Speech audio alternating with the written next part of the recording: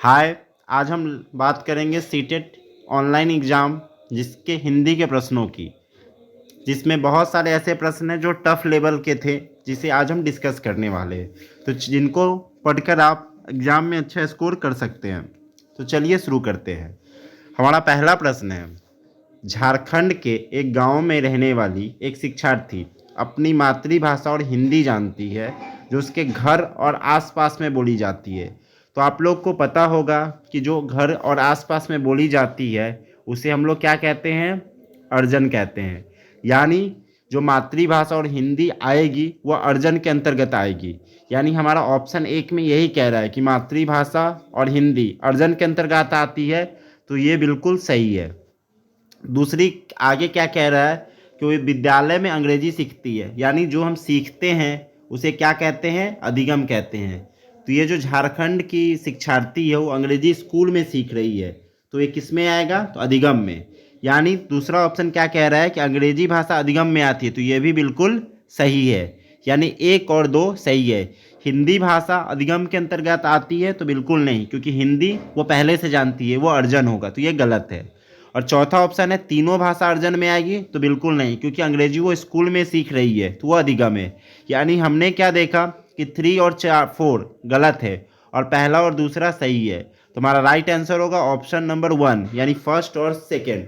तो इससे आपने क्या सीखा क्वेश्चन से? कि अर्जन जो आप अपने क्षेत्र और आस प्रदेश में सीखते हैं, जबकि अधिगम जो विद्यालय में जाकर या किसी संस्था में जाकर सीखते हैं।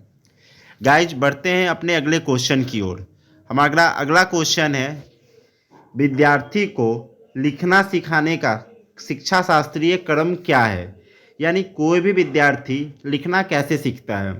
तो गाइज आपको पता होगा, कोई बच्चा जब स्लेट पर लिखना शुरू करता है तो सबसे पहले वो विभिन्न तरह की आकृति बनाता है और उस आकृति के द्वारा वो लिखने का प्रयास करता है। यानी सबसे पहले वो यानी वो विशेष तरह की आकृति बनाएगा। जब वो आकृति बनाना सीख जाता है तब वो क्या करता है? तो सीधी रेखा और गोल लिखता है, यानी सीधी रेखा और गोल बनाना सीखता है। और अंत में क्या करता है? तो ऊंचे स्वर में बच्चा अक्षर बुलवाना सीखता है। यानी सबसे पहले वो क्या सीखेगा? तो आकृति बनाना सीखेगा, यानी 2 नंबर। उसके बाद वो क्या सीखेगा? तो सीधा अक्षर सीखेगा, यानी 1 नंबर। और लास्ट में वो क्या सीखेगा? तो ऊंचे अक्षर में बोलना और पढ़ना। तो 2 1 3, यानी हमारा ऑप्शन क्या होगा? Option number 4। 2 ऑप्शन नंबर इसका हो जाएगा 3। 2 1 और 3, ये राइट आंसर है। ठीक है गाइज, यानी आपने इस क्वेश्चन से क्या सीखा? तो हमने सीखा कि सबसे पहले बच्चे विशेष तरह की आकृति बनाना सीखते हैं, फिर सीधी लिखना सीखते हैं और अंत में वो अक्षर को बोलना पहचानना सीखते हैं। वीडियो अच्छी लगे तो चैनल को सब्सक्राइब जरूर करें। बढ़ते हैं अपने अगले प्रश्न की ओर। हमारा अगला प्रश्न है, शब्द दीवार लिखित या मुद्रित शब्दों का समूह है जो बड़े आकार में होते हैं और कक्षा की दीवार पर इस तरह लगाए जाते हैं कि वे दिखाई पड़े। तो इससे कौन सा कौशल नहीं सिखाया जा सकता है?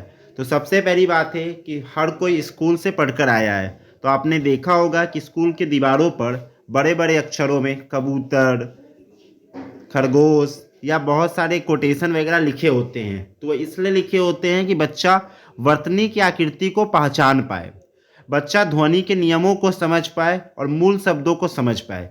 लेकिन हम इसका लिखने का उद्देश्य यह नहीं होता है कि हम कठिन शब्दों का उच्चारण कर पाएँ, क्योंकि वो दिखा देख कर सीखना होता है।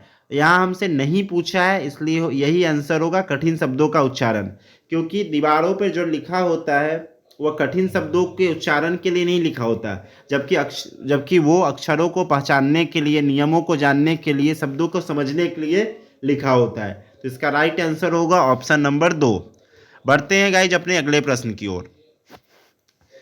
यहाँ पर क्या कहा जा रहा है इस प्रश्न में कि 2 छात्र हैं, जिसमें एक छात्र वर्तमान काल में प्रेजेंट टेंस में एक वाक्य लेकर विद्यार्थी बी को भूतकाल में सुनाता है और विद्यार्थी बोलता है कि इसका वर्तमान काल क्या होगा। यानी आपने देखा कि इस प्रश्न में वर्तमान और भूतकाल की बात की जा रही है, यानी इसमें समय को बदला गया है। ठीक है ना? यानी एक भाषा से दूसरे भाषा में की ओर मूव किया गया है। तो ये जो संकल्पना है ये स्वान का उत्पाद परिकल्पना है। यानी जब आपको लगे कि वर्तमान से भविष्य काल या भविष्य से वर्तमान काल की बात हो रही है, भूतकाल की बात हो रही है, जब लगे कि विषय का जो समय है ये सब बदल गया है या अनुवाद अलग हो गया है, तो वो स्वान की उत्पाद परिकल्पना में आएगा। जबकि अगर क्रेसन की बात करें तो उन्होंने बोधगम्य में निवेश दिया था। तो आप इतना याद रखें कि जब भी वर्तमान काल, भूतकाल या समय बदलने की बात हो तो वह स्वान के उत्पाद परिकल्पना से जुड़ा है। बढ़ते हैं अगले क्वेश्चन की ओर। इस क्वेश्चन में कहा गया है कि संवाद पे बात किया गया है। कीवर्ड इसका क्या है? संवाद। यानी एक विद्यार्थी को वेटर बनना है और दूसरे को ग्राहक बनना है। तो जब दो लोग बनकर बात करेंगे तो अभिव्यक्ति में स्पष्टता, यानी जो उनका बोलचाल है वो क्या होगा? और स्पष्ट होगा। ये बिल्कुल सही है। सक्रिय श्रवण, यानी सुनने की क्षमता भी बढ़ेगी, वाक्य रचना भी बढ़ेगी, लेकिन शब्द संपदा उतना नहीं बढ़ेगा। क्यों? क्योंकि एक लिमिटेड वर्ड में ही वेटर और ग्राहक बात करेंगे, तो इसमें कम पूछा जा रहा है। ये जो क्वेश्चन का कीवर्ड होता है उस पर भी ध्यान देना है। यानी यही के हाँ और नहीं के कारण क्वेश्चन गलत हो जाते हैं। तो इसका राइट आंसर होगा शब्द संपदा। यानी शब्द संपदा पर ज़्यादा काम इसमें नहीं किया गया है।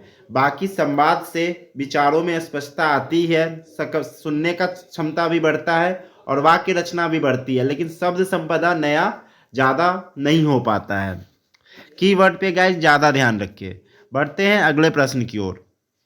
विद्यार्थियों को दृश्यात्मकता सिखाने का सबसे उपयुक्त तरीका है। यानी बच्चों को कोई भी चित्र के द्वारा कैसे सिखा सकते हैं। तो देखिए यहाँ पहला ऑप्शन जो कह रहा है वो ये कह रहा है यह कहानी किस दिशा दशा में घटित हुई हो। तो जब कहानी के दिशा दशा की बात करें तो ये समझ लेना चाहिए कि नाटक है। ठीक है, और किसी भी दृश्य को समझने के लिए नाटक से अच्छा कुछ हो ही नहीं सकता। तो दृश्यात्मकता दिखाने का सबसे अच्छा तरीका क्या है कि यह कहानी किस दिशा और दशा में घटित हुई होगी, यानी नाटक। जैसे ही दिशा और दशा आ जाए तो आप समझ जाए कि नाटक की बात हो रही है। और दृश्यात्मकता का सबसे यानी विजुअलाइजेशन का सबसे अच्छा तरीका क्या है? नाटक दिखाना। बढ़ते हैं गाइस अगले क्वेश्चन की ओर। हमारा अगला क्वेश्चन है, कहानी पढ़ने के बाद विद्यार्थियों में निष्कर्ष निकालने का कौशल विकसित करने के लिए सबसे उपयुक्त तरीका क्या है। तो इस कहानी में आप स्वयं को कहाँ रखेंगे, तो इससे भी आपकी कल्पना शक्ति बढ़ेगी। ये सही है। दूसरा कह रहा है कि इस कहानी में एक पात्र ने जैसी प्रतिक्रिया दी वैसी प्रतिक्रिया देने वाले दूसरे व्यक्ति के बारे में आप बताएं।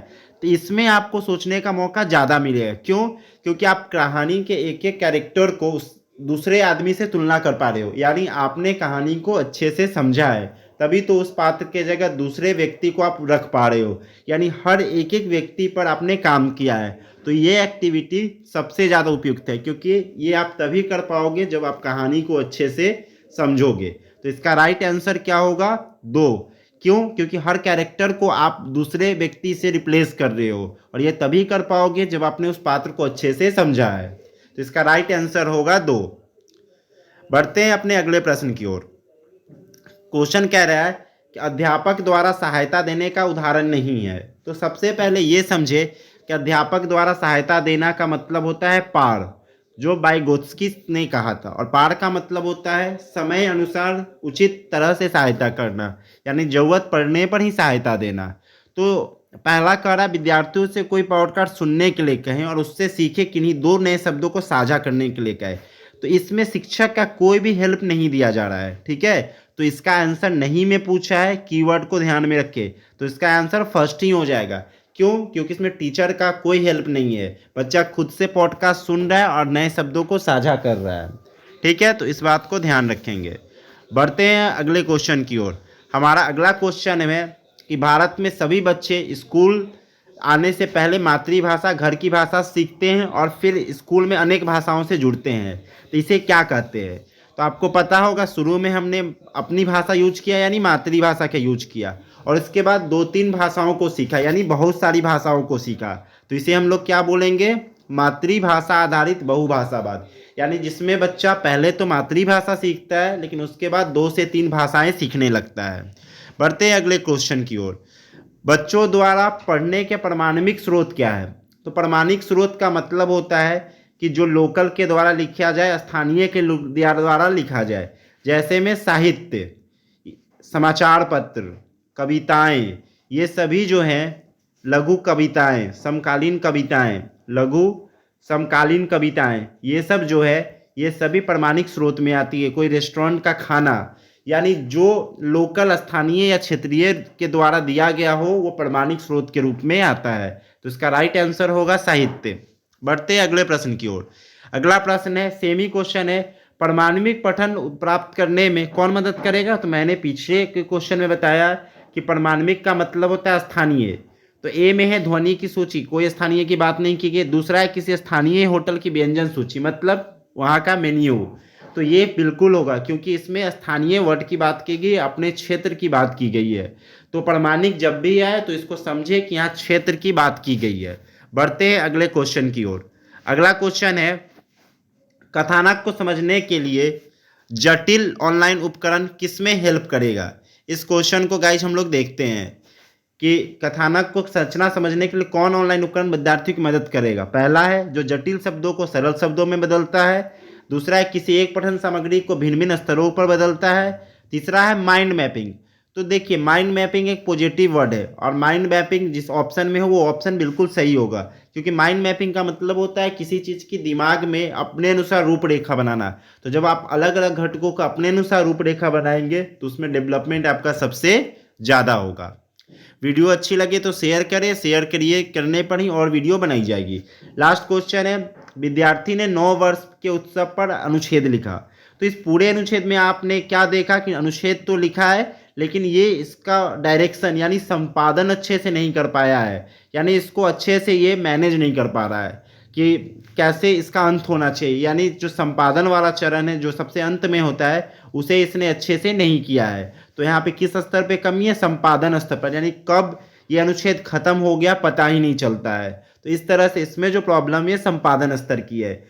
तो वीडियो अच्छी लगे तो चैनल को लाइक, सब्सक्राइब और शेयर करते रहें। कुछ क्वेश्चन हम लोग और देखेंगे जो वन लाइनर होगा लेकिन काफ़ी हेल्पफुल होगा। देखते हैं भाषा अर्जन कैसी प्रक्रिया है? तो अवचेतन यानी वैसी प्रक्रिया है जिसमें हम सोचते समझते नहीं है और स्वाभाविक है, यानी अपने आप हम ग्रहण कर लेते हैं। यानी अगर हमें जंगल में छोड़ दिया जाए तो हम जंगल की भाषा को ग्रहण कर लेंगे, अगर चिड़ियाघर में छोड़ दिया जाए तो हम चिड़ियाघर की भाषा को ग्रहण कर लेंगे।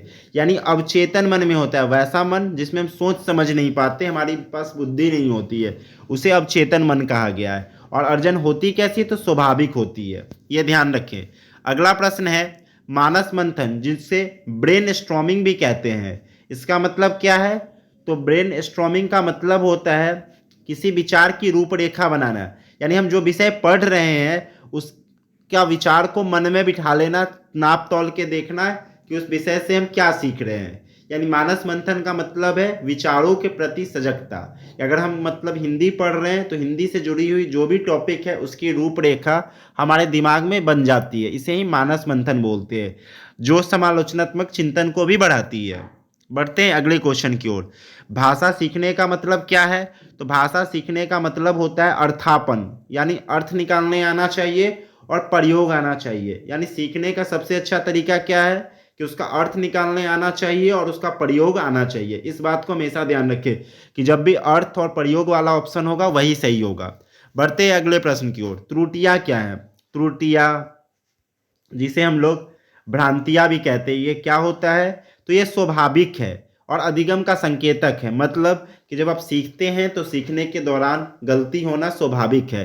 तो त्रुटि को हमेशा पॉजिटिव मानना है और ये अधिगम का संकेतक है, यानी बच्चे अच्छे से लर्निंग कर रहे हैं तो त्रुटियां होनी ही चाहिए।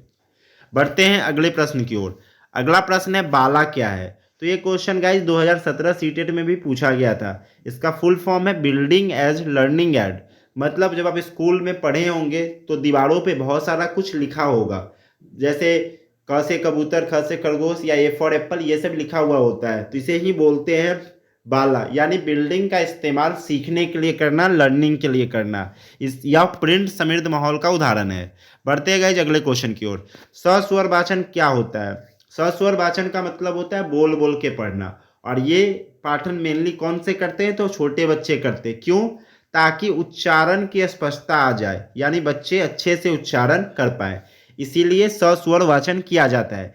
एक होता है मौन पाठन, जिसे हम लोग गंभीर पाठन भी करते हैं और इसे वैज्ञानिक या ज़्यादातर बड़े लोग करते हैं। एक और आप लोग समझ लें, यहीं पे मैं समझा दूं, एक होता है आदर्श पठन। तो आदर्श पठन का मतलब क्या होता है कि जैसे आप बुक पढ़ रहे हो तो जहाँ पर कॉमा आए, फुल स्टॉप आए, अगर हंसने वाला सेंटेंस है तो मुस्कुरा के सुनाना है, अगर रोना वाला इमोशनल है तो इमोशनल हो जाना है, यानी जैसे चैप्टर का पंक्तियां हैं उसके अनुसार हाव भाव बदल लेना। यानी जब हम हाव भाव के साथ पढ़ते हैं तो इसे ही हम आदर्श पठन कहते हैं। तो हमने 3 चीज समझा, सस्वर वाचन मतलब जोर जोर से पढ़ना जो छोटे बच्चे करते हैं, दूसरा होता है मौन पठन जिसे गंभीर पठन करते हैं जो बड़े लोग पढ़ते हैं, और तीसरा होता है आदर्श पठन यानी हाव भाव के अनुसार पढ़ना। जैसे अगर कूदो कविता है तो बच्चे को कूद कूद कर पढ़ना सिखाया जा रहा है। बढ़ते हैं गाइस अगले क्वेश्चन की ओर। पढ़ने का सार तत्व क्या है, मतलब कि पढ़ने का सार तत्व का मतलब यहाँ पर उद्देश्य पूछ रहा है कि पढ़ने का उद्देश्य क्या है। तो पढ़ने का हमेशा उद्देश्य होता है कि आपको अर्थ निकालने आना चाहिए, यही पढ़ने का उद्देश्य है। बढ़ते हैं नेक्स्ट क्वेश्चन की ओर। शास्त्रीय भाषा किस रूप में सीखी जाती है। तो शास्त्रीय भाषा माध्यमिक स्तर पर यानी क्लास 6 क्लास से शुरू करनी है, जो वैकल्पिक रूप है। यानी आपका मन है तो आप इसे सीखिए, नहीं मन है तो मत सीखिए। यानी शास्त्रीय भाषा जैसे तमिल, तेलुगु, ये सब जो भाषा है ये कक्षा 6 यानी माध्यमिक स्तर पर सीखनी है, वो भी वैकल्पिक रूप में। यानी आपका मन है तो चूज कीजिए, नहीं तो नहीं कीजिए। इसके अलावा क्लास 6 में ही व्यावसायिक शिक्षा की बात की गई है, जैसे मधुमक्खी पालन करना, मछली पालन करना सिखाना, और 6 में ही विदेशी भाषा की बात की गई है। यानी क्लास 6 पे 3 चीज़ों की बात की गई है, शास्त्रीय भाषा की, विदेशी भाषा की और व्यावसायिक शिक्षा की, और वो भी किस स्तर पर, माध्यमिक स्तर पर, और सबसे इम्पोर्टेंट वैकल्पिक रूप में। यानी आपकी मर्जी पर है, सीखना है तो सीखिए, अनिवार्य नहीं है। बढ़ते हैं अगले क्वेश्चन की ओर। अगला क्वेश्चन है प्रमाणिक कार्य, जो पहले ही मैंने बता दिया। इसमें कौन कौन आता है, तो देसी कविताएं, समकालीन रचनाएं, समाचार पत्र, लघु चित्र, ये सब प्रमाणिक कार्य के उदाहरण हैं। बढ़ते हैं अगले प्रश्न की ओर। अंग्रेजी क्या है, तो अंग्रेजी सह कार्यालयी भाषा है, और हिंदी क्या है, तो हिंदी कार्यालयी भाषा है। दोनों को याद रखिए, हिंदी हमारी कार्यालयी भाषा है, जबकि अंग्रेजी क्या है, तो सह कार्यालयी भाषा है। हिंदी कभी भी हम लोगों की राष्ट्रभाषा नहीं है, इस बात को भी ध्यान रखेंगे। लास्ट क्वेश्चन है हमारा, वास वाक्य क्या है। तो वास वाक्य का मतलब है कि बच्चे को एक प्रक्रिया के द्वारा पढ़ाना जो कक्षा के शिक्षण को क्या करता है, प्रभावित करता है, जो सकारात्मक और नकारात्मक दोनों हो सकता है। वीडियो अच्छी लगी तो चैनल को लाइक और सब्सक्राइब जरूर करें। तब तक के लिए थैंक्स।